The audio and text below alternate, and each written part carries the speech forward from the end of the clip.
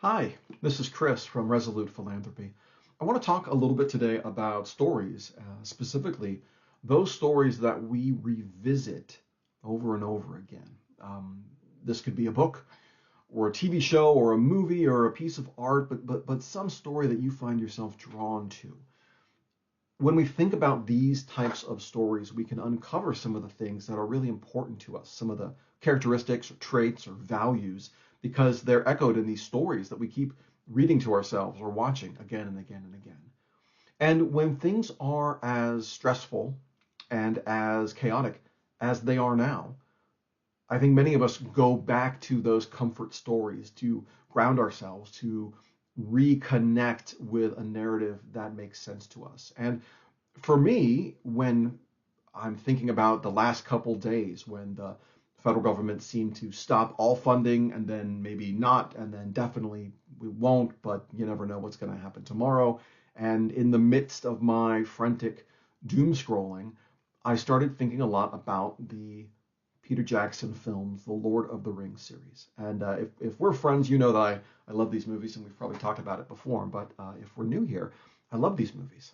And why? What's the pitch for me? The pitch for me is these are ultimately stories about the importance of friendship, about the importance of connection, and about the importance of persevering even when things are dark. And there's one quote, one of the characters, Theoden, one of the kings in the movie, says at one point, "What can man do against such reckless hate?" And reckless hate certainly covers a lot of territory in our current political landscape. And Theoden's feelings of being overwhelmed and being powerless in that moment certainly resonate with a lot of us, resonate with me as we see kind of a nightmare unfolding before our eyes. But the reason those movies are my comfort movies, the reason why I will rewatch them at literally the drop of a hat, it's because it's not a movie about how bad things are. And it's not a movie about despair. It's a movie about rising above it and moving through it. It's not ignoring that the bad times exist, but it's remembering that the good times exist too. And there are good things in the world, and those things are worth fighting for, and those things are worth protecting, and those things are worth standing up for. So as we all face I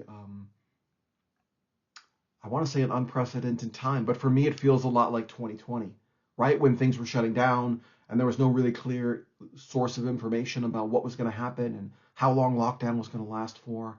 When all those things were happening, we turned to one another. And I remember very clearly leaning on my colleagues in the fundraising profession, my colleagues at Habitat when I was working there. And that's how we got through those early, dark, confusing days of the pandemic. And I think that's how we're going to get through these dark days that we're in now. So if you can, I encourage you to take a break from doom scrolling and reconnect with somebody, even if it's just a text message or phone call or a quick email. It could be somebody in the industry, in your fundraising circle, or maybe a friend, and just reconnect over your humanity for a minute. Because the fight is going to continue, and the fight's going to be there after you take a break, after you take a breather. So we don't need you to burn yourself out today. Um, we do need all to be in this together, but there's a lot to do. So take a breath, take a break if you can. Go back to your comfort story. Think about what comfort stories really speak to you and what that might mean for you. And heck, if you've got the time, give the Lord of the Rings extended edition a shot. It's a long movie. There's 3 of them. They're incredibly long. Totally worth it. And yeah, in the comments, let me know what you think about that. And keep up the good work. We'll talk to you soon.